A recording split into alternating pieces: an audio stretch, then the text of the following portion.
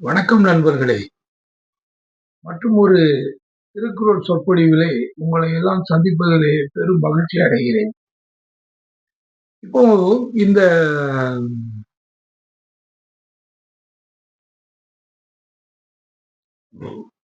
வெட்காமை அப்படிங்கிற அதிகாரத்துல நாம 176வது குறள் வரைக்கும் நாம பார்த்திருக்கோம். 176 குறள்கள்ல நாம பலவிதமான இந்த பேராசை உள்ள மனிதர்கள் பல பேர திருவள்ளுவர் நமக்கு அறிமுகப்படுத்தியிருக்கார். அவங்கலாம் அந்த இந்த பேராசையினால அவங்க எப்படி கெட்டு போறாங்க அப்படிங்கிறத பற்றிலாம் நமக்கு சொல்லியிருக்கார். இன்னும் 4 குறள் இருக்குது. இந்த 4 குறள்ல இப்ப நம்ம 177வது குறள பார்க்க போறோம். 177வது குறள் என்னன்னா,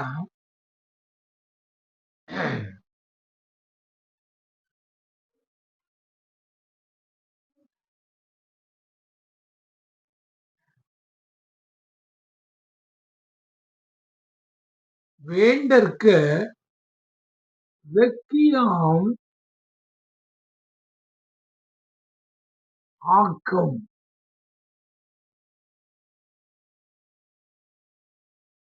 விளைவயின்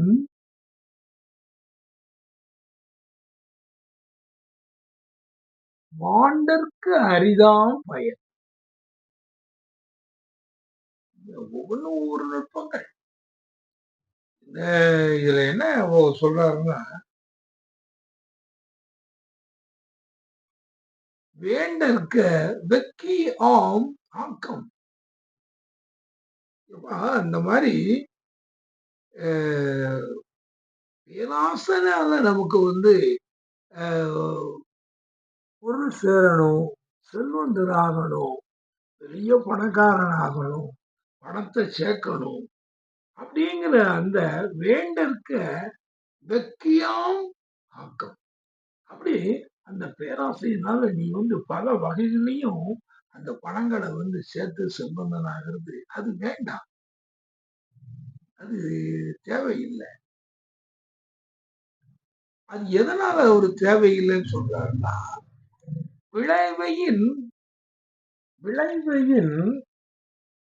மாண்டற்கு அரிதாம் பயன். இப்போ நம்ம இத அந்த குறளை நம்ம சொல்லும்போது மாண்டற்கு அந்த விளைவையின் இந்த 2வது வரியில வரக்கூடிய அந்த கடைசி வார்த்தை விளைவையின் பயன். அதை நாம அப்படி நம்ம எடுத்து பார்த்தோம்னா அதனுடைய விளைவினுடைய பயன் என்ன அப்படின்னு நீங்க பாத்தீங்கன்னா, மாண்டற்கு அரிதாம். அத பெருமைப்படுறதுக்கு ஒண்ணுமே இருக்காதுங்க. அதான் அதுல அவர் அதுல சொல்றார், வேண்டற்க வெக்கியாம் ஆக்கம் விளைவையின் மாண்டற்கு அரிதாம் பயன். அது ஒண்ணும் சொல்லிக்கிறாப்புல இருக்க, அது ஒண்ணும் நல்லா இருக்காது. நீ என்னெல்லாம் நீ நினைச்சு இப்படிலாம் எல்லாம் செய்வ. அப்பதான் பார்த்தவன் எவ்வளவு பெரிய ஆட்கள்லாம் அந்த இதுல இருக்காங்க. எவ்வளவு பேர் என்னென்னலாம் செய்துட்டு கடைசியில மாட்டிக்கிட்டு முடிக்காங்க.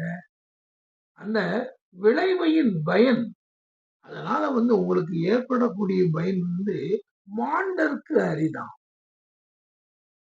பெருமைப்படுறதற்கு அதுல ஒண்ணுமே இல்லை அப்படின்னு இந்த குறள்ல அவர் சொல்றார். இதுதான் ஒரு இப்போ இதுக்கு முன்னால ஒவ்வொருத்தர் சொன்னதுக்கு அந்த இதுகள் எல்லாம் நம்ம வந்து சொன்னவரு இப்ப வந்து அந்த ஆக்கம் வந்து நீங்க விரும்பும் பொழுது வேண்டற்க அந்த வெற்றியாம் ஆக்கம். அது ஏன்னு சொன்னா அதனுடைய விளைவையின் பயன் வந்து அதனுடைய பயன் வந்து மாண்டற்கு அறிவு. அதுல வந்து ஒண்ணும் விசேஷமா ஒண்ணு இருக்காது. சொல்லிக்கிறாப்புல இருக்காது. ஒரு பிரயோஜனம் இருக்காது. அதனால நீங்க வந்து இந்த மாதிரிலாம் வந்து நினைக்கிறவங்க வந்து இந்த மாதிரிலாம் வந்து அந்த செல்வத்திற்காக அந்த பேராசையினால இதெல்லாம் நம்ம வந்து நிறைய பண்ணணுமேங்கிறதுக்காக இதையெல்லாம் நீங்க செய்தீங்கன்னா அதனால ஒண்ணும் பிரயோஜனம் இல்லை. எதுவும் கடைசியில ஒண்ணுமே இல்லாம அப்படியே போயிடும். நமக்கு முன்னால உள்ளவங்க அந்த அந்த உதாரணங்களையும் பார்த்தோம். அதுக்கப்புறம் வந்து எந்த ஒரு உதாரணமும் இல்லாம தனிப்பட்ட முறையில அந்த இதை அப்படியே அவர் சொல்றார். மாண்டற்கு அரிதாம் பயன் அப்படின்னு சொல்லி நம்மளை இன்னும் வந்து நம்மளை வந்து எச்சரிக்க வேண்டாம், இப்படிலாம் செய்திடாதீங்க அப்படின்னு சொல்லி திருவள்ளுவர் சொல்றார். சரி நண்பர்களே, இந்த குறளுடைய இது வந்து நேரடி பொருள் அதை கரெக்டா அப்படியே அதுல வந்து சொல்லிட்டார். இதுதான் அதனுடைய பொருள். நாம எல்லாம் இந்த 6 குறள் கேட்ட மாதிரி இதையும் நாம வந்து இதை நல்லா புரிஞ்சுக்கிடணும். இதுதான் நம்ம செய்யக்கூடிய. இன்னும் அடுத்தாப்புல மற்ற குறள்கள்லாம் என்ன சொல்லுங்கிறத நாம பார்ப்போம்.